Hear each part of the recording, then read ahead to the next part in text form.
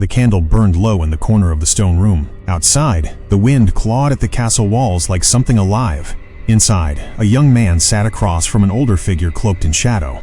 The elder's face was calm, almost unreadable. The kind of face that had seen empires rise and whisper before they fell. "You believe your enemy is out there," the old man said softly. "But your greatest traitor wakes up with you every morning." The young man frowned. "My enemy?" The elder leaned forward. The candlelight caught the sharp lines of his face. A face that resembled the cold intelligence of Niccolò Machiavelli himself.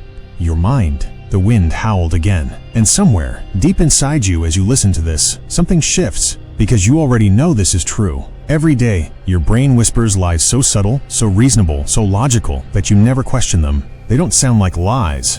They sound like you, and that is why they are dangerous. Tonight, we uncover the first layer of deception. Not the obvious illusions, not the motivational cliches, but the dark psychological distortions that silently control your behavior, your confidence, your ambition, and your power. The first lie does not scream. It comforts. It tells you, you have time. The young man smiled when he heard it. "Yes," he said. "I'm still young. I can start tomorrow." The elder's eyes hardened. That is how kingdoms die. Your brain protects you from urgency because urgency is uncomfortable. The thought that life is finite, that opportunities decay, that youth evaporates, this creates pressure. And pressure demands action. Action demands risk. Risk threatens survival. So your mind soothes you. Tomorrow, next week, when I'm ready, when I feel confident, when I know more, when circumstances improve. But here is the darker truth. The human brain evolved to avoid immediate danger, not to build long-term empires. It prioritizes comfort over conquest. It would rather keep you safe in a familiar cage than expose you to the unknown battlefield of growth. This is not weakness. It is biology. But those who rule understand biology. They do not obey it. Think of rulers who shaped history. Leaders who acted while others hesitated. They did not wait for certainty. They did not wait for perfect timing. They acted because they understood something brutal. Time is not neutral. It is predatory. Every day you delay, someone else advances. Every hour you hesitate, someone else studies, trains, builds alliances. Your brain whispers comfort. Reality sharpens its knife. The young man looked uneasy now. "But what if I fail?" The elder smiled faintly. "Failure is visible. Regret is silent. Your mind magnifies the embarrassment of failure, but minimizes the agony of wasted potential. It exaggerates what people might think of you. It dramatizes the short-term pain, but it hides the long-term decay. And so quietly, you settle. You scroll instead of build. You fantasize instead of act. You analyze instead of execute. And each time, your brain congratulates you for being, quote, "This is how potential suffocates," politely. The second lie is more dangerous. It tells you, everyone is thinking about you.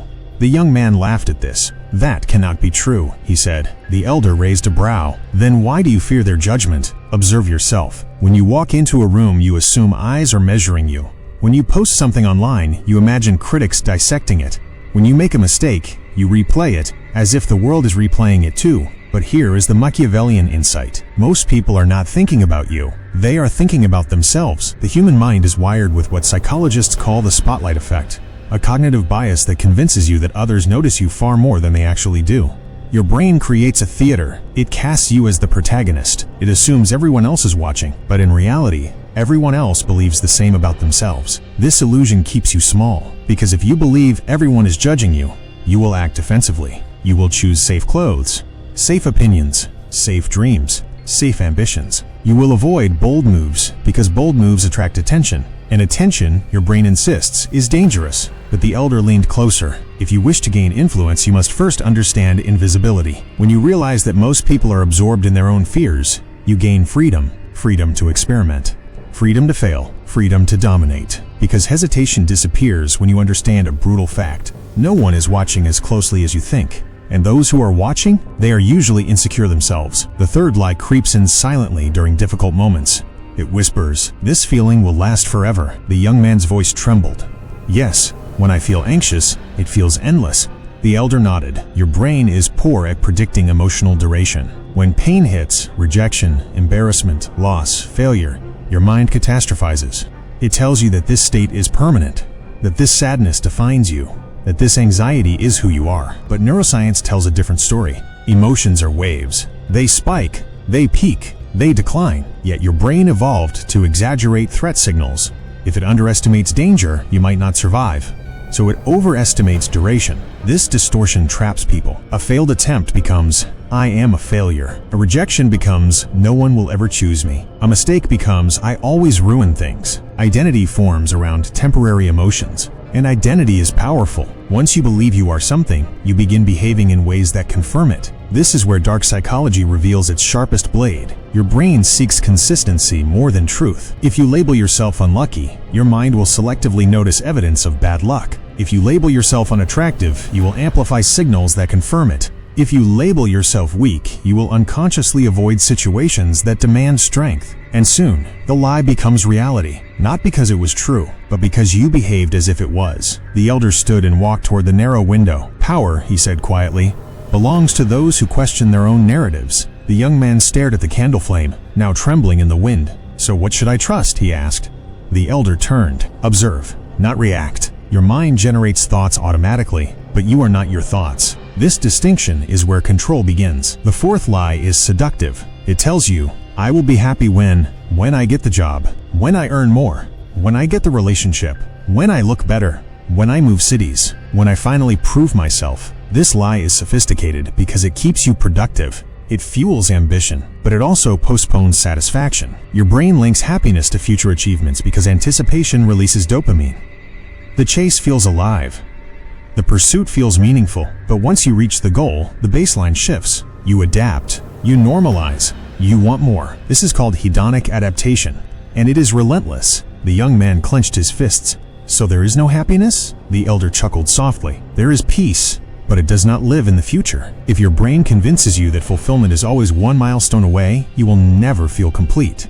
You will constantly move the finish line, and rulers understand this well. They enjoy the game, not just the crown, because the crown, once worn, feels lighter than imagined. The fifth lie is more subtle. It tells you, I know myself completely. You believe you understand your motives, your desires, your fears, but much of your behavior is driven by subconscious patterns, childhood conditioning, past rejection, unprocessed shame, cultural programming. Your brain creates post-rationalizations, stories that justify decisions after they've already been made emotionally. You think you chose logically. Often, you merely defended emotionally. The elder returned to his seat. Self-awareness, he said, is rare. Most people defend illusions about themselves. If you want influence over yourself or others, you must understand this. Humans act first, explain later, including you. And when you begin observing your impulses instead of blindly believing them, something changes. You stop reacting instantly. You pause. You evaluate. You gain space. And in that space, power emerges. The candle flickered violently. The storm outside intensified. The young man's breathing grew steady. And the remaining lies? He asked quietly. The elder's eyes darkened. Those are more dangerous. He leaned forward. They govern your relationships, your perception of control, your sense of superiority. He let the silence stretch. Most people live their entire lives without realizing they are being deceived by their own biology. The wind struck the walls again. Inside the room, the flame finally went out. Darkness swallowed everything, and in that darkness a final whisper echoed. The mind is a magnificent servant and a ruthless master. Silence. But this is only the beginning. The darkness did not feel empty. It felt alive. The young man could still sense the elder's presence in the room, though the candle had died. There was something unsettling about speaking when you could no longer see the face of the one instructing you. Listen carefully. The elder's voice emerged from the dark, calm, and precise. The next lie is one that feeds your pride.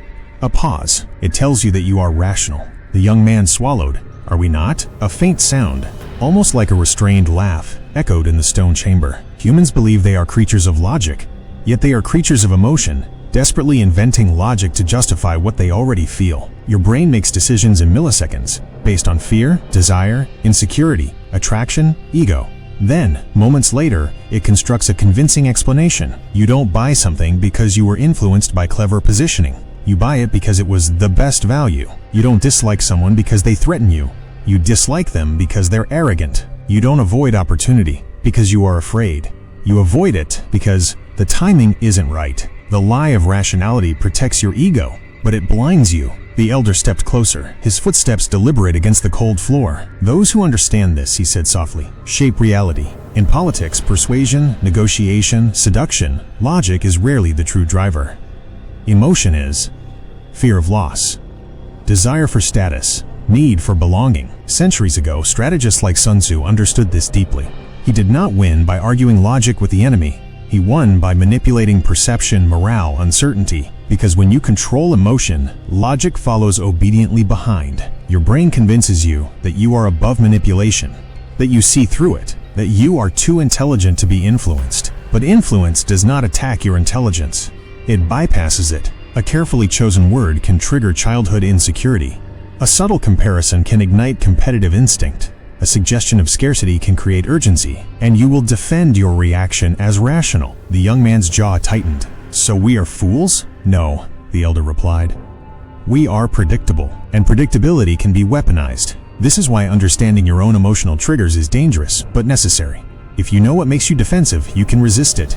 If you know what flatters you, you can question it. Otherwise, someone else will pull those strings. The seventh lie emerged slowly, almost gently. It tells you, you are in control. The young man lifted his head, but we make our own choices. The elder did not answer immediately. Instead, he asked a question. When you wake up and reach for your device before thinking, was that a decision? Silence. When you feel a surge of anger before you consciously choose to respond, was that control? The human brain runs on patterns, habits, loops, triggers followed by automatic behaviors. Much of your day is executed by subconscious routines designed to conserve energy. The brain prefers automation because thinking deeply is costly. So it programs you. Wake up, check notifications, seek validation, avoid discomfort, repeat. You believe you are choosing, but often you are executing a script written by repetition. The elder's tone hardened. Power begins when automation ends. When you interrupt a pattern, you reclaim agency. When you pause before reacting, you create space. When you question impulse, you weaken conditioning. But most people never do. They defend their routines as personality. This is just who I am. No, it is who you have repeatedly practiced being. And practice can be rewritten. The wind outside softened slightly, but the air in the room felt heavier. There is another deception, the elder continued. One that destroys ambition quietly. It whispers, others are naturally gifted. You are not. Comparison. Your brain scans the environment constantly. It measures status, strength, beauty, intelligence, success. This was once useful for survival, knowing your position in the tribe. Now it becomes poison. You see someone ahead of you and assume they possess something you do not. Talent, luck, connections. You overlook effort, discipline, failure endured in private. Your brain protects your ego again. If they are naturally better, then your inaction is justified. You are spared responsibility, but this belief is paralyzing because if success is innate, effort feels pointless. The elder's voice lowered. Most greatness is boring. It is repetition, training when no one applauds, studying when no one notices, failing repeatedly without announcement. But your brain prefers dramatic explanations. It wants heroes to be born, not built. Because if they are built, then so are you. And that means you have no excuse. The young man exhaled slowly. The storm outside was almost gone now. Only distant wind remained. There is one more lie for tonight, the elder said. This one is subtle. It hides beneath kindness. It tells you conflict must be avoided. The young man shifted uneasily. Is peace not good? Peace without strength, the elder replied, is surrender. Your brain is wired to avoid social rejection. In ancient tribes, exclusion meant death. So you evolved to maintain harmony, even at personal cost. You say yes when you want to say no. You tolerate disrespect to avoid tension. You silence opinions to prevent disagreement. You call it maturity. Sometimes it is fear. Strategists throughout history understood that controlled conflict establishes boundaries. Even Marcus Aurelius, though a philosopher of restraint, ruled with firm authority when necessary. Avoiding all confrontation does not make you noble. It makes you predictable, and those who sense your fear of tension will test it, push it, exploit it. The brain tells you that discomfort is danger, but discomfort is often growth. The young man finally spoke, his voice steadier now. So the mind lies to protect us. Yes, the elder said. But protection is not the same as power. Protection keeps you safe. Power expands you. Safety avoids risk. Power calculates it. Safety avoids judgment. Power invites it when necessary. There was a long silence in the room. Then the elder asked softly, "Tell me, how many of these whispers have shaped your life?" The young man did not answer. Because he knew the lie of unlimited time, the illusion of constant judgment, the exaggeration of emotional permanence, the postponement of happiness, the myth of complete self-knowledge, the delusion of pure rationality, the fantasy of total control, the excuse of natural superiority in others, the fear disguised as harmony. They were not loud lies. They were daily ones. Small, reasonable, comforting. and that is why they ruled him. The elder walked toward the doorway, where faint moonlight now traced the outline of the stone frame. "You cannot silence the brain," he said, "but you can dethrone it." He stepped into the corridor. The young man remained seated in darkness. For the first time, he observed his own thoughts not as commands, but as suggestions. Some urgent, some dramatic, some seductive, but all questionable. And in that quiet observation, something shifted, not loudly, not heroically, but subtly. The beginning of sovereignty. Because the greatest Machiavellian lesson is not about controlling others. It is about mastering perception, starting with your own. The storm had passed, but the real battle had just begun. The corridor was silent. Only the fading echo of footsteps lingered, then dissolved into stillness. The young man remained alone in the chamber, yet he no longer felt alone. Something had awakened inside him. Not fear, not confidence, but awareness. And awareness is dangerous, because once you see the illusion, you cannot return to blindness. Hours passed. Moonlight slowly replaced darkness. The cold air settled, and with it, a new whisper emerged from within him. It was softer than the others. It said, "You are different now." He almost smiled, but then he remembered. The brain lies, even about transformation. That whisper was another deception. The lie of instant awakening. The mind loves dramatic shifts. It romanticizes breakthroughs. It wants to believe that one realization changes everything. But true change is quieter, more mechanical, less glamorous. The elder's voice echoed in memory. Power is repetition. Understanding your mind once does not free you. Observing it daily does. The young man stood and walked toward the narrow window. The sky was turning gray. Dawn approached. Indifferent, steady, another lie began to surface. It was one he had carried for years. "I am my past." Memories rose like ghosts. Mistakes, embarrassments, failures that still burned when recalled. Moments when he had chosen comfort over courage. His brain replayed them often, not to educate him, but to define him. And here lies one of the cruelest distortions of the human mind. It archives pain more vividly than progress. Your brain evolved to remember threats so you wouldn't repeat them. Negative experiences are stored with stronger emotional intensity. But over time, this creates identity distortion. You remember the humiliation more than the bravery, the rejection more than the resilience, the failure more than the effort. And slowly, you construct a narrative. This is who I've always been. But the elder had said something else. Memory is not neutral. It is edited. Each time you recall an event, you reconstruct it, slightly altered by your current emotional state. The brain does not replay memories like a recording. It rebuilds them, and so your past is less concrete than you believe, yet you allow it to dictate your present. The young man pressed his hand against the stone wall, cold, solid, real. Unlike memory, he understood now. The mind prefers identity stability. It resists rewriting self-image because stability feels safe, but power demands reinvention. History is filled with figures who redefined themselves through sheer decision. Even controversial rulers like Napoleon Bonaparte were not born into dominance. They constructed it through relentless repositioning. Mentally first, physically second. Your brain may whisper that change is unnatural, but adaptation is survival. And deliberate adaptation is strategy. The sun finally broke across the horizon. Light flooded the chamber. For the first time, the room did not feel ominous. It felt exposed, and exposure reveals another lie. It tells you, once I fix myself, then I will act. Perfection before action. Confidence before movement. Certainty before risk. This lie is elegant. It sounds disciplined, but it is paralysis disguised as preparation. The mind seeks certainty because uncertainty triggers stress. When outcomes are unpredictable, your nervous system activates caution, so you delay until you feel ready. But readiness is often the result of action, not its prerequisite. The young man realized something unsettling. Every major growth moment in his life had begun with discomfort. Speaking when nervous, attempting when unsure, choosing when incomplete. The brain resists this because uncertainty threatens control. But control itself is often illusion. You can control effort, not outcome. You can control discipline, not reception. You can control preparation, not timing. And those who understand this operate differently. They move despite incomplete information. They act without emotional permission. They build while doubting, not because they lack fear, but because they refuse to negotiate with it. The young man stepped outside the chamber. The castle courtyard was quiet. Guards shifted at a distance. The world continued, unaware of his internal revolution. And that revealed the final, most sobering truth. The world does not adjust to your awakening. Your insights are invisible to others. Your internal battles go unnoticed. The brain sometimes lies in the opposite direction too, telling you that your suffering is uniquely heavy. that no one understands, that your struggle is exceptional, but humanity shares patterns: fear, ego, desire, doubt, ambition. The difference lies not in emotion, but in response. As he walked through the courtyard, he felt the whispers again. You will slip back. You will forget this clarity. You will return to comfort. And he understood something critical. The brain is not defeated once.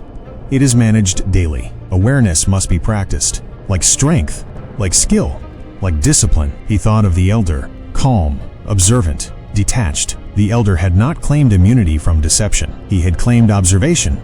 There is a difference. When anger rises and you watch it, it weakens. When insecurity appears and you analyze it, it shrinks. When fear whispers and you question it, it fractures. Observation creates distance. Distance creates choice. Choice creates power. The courtyard gate opened slowly as morning activity began. Servants moved. Soldiers prepared. Life resumed its rhythm. The young man paused before stepping into it. His mind attempted one last negotiation. This is too intense. Relax. Live normally. Don't overthink. And he almost agreed, because comfort is persuasive. But he smiled faintly. He no longer sought to silence his thoughts. He sought to see them. That is the difference between suppression and mastery. Your brain will continue telling you, you have time, they are watching you. This pain defines you. Happiness is ahead. You are rational. You are fully in control. Others are naturally superior. Conflict is dangerous. Your past is permanent. You must be ready first. But these are not commands. They are suggestions, biological tendencies, cognitive shortcuts, ancient survival mechanisms operating in a modern battlefield. And in a world of subtle manipulation, psychological warfare, social competition, and invisible hierarchies, the one who understands his own distortions cannot be easily manipulated by others, because influence works best on the unaware. Machiavellian philosophy was never merely about deceiving others. It was about understanding human nature, including your own. If you wish to navigate power structures, relationships, ambition, and influence, you must first dismantle the illusions within. The sun climbed higher. The young man walked forward, not transformed, not enlightened, not invincible, but attentive. And attention is the beginning of authority. The mind remains a magnificent servant, creative, protective, efficient. But if left unquestioned, it becomes a quiet tyrant. So tonight, when your thoughts whisper comfort, pause. When fear dramatizes, observe. When ego defends, interrogate. When emotion surges, delay reaction, not to suppress yourself, but to see clearly, because the most dangerous prison is the one you believe is freedom, and the most powerful rebellion is awareness. The castle doors closed behind him. The world stretched ahead, unchanged, unforgiving, full of opportunity. And somewhere inside you, as you finish listening to this, a whisper rises. Is this true? That question alone means you are no longer asleep.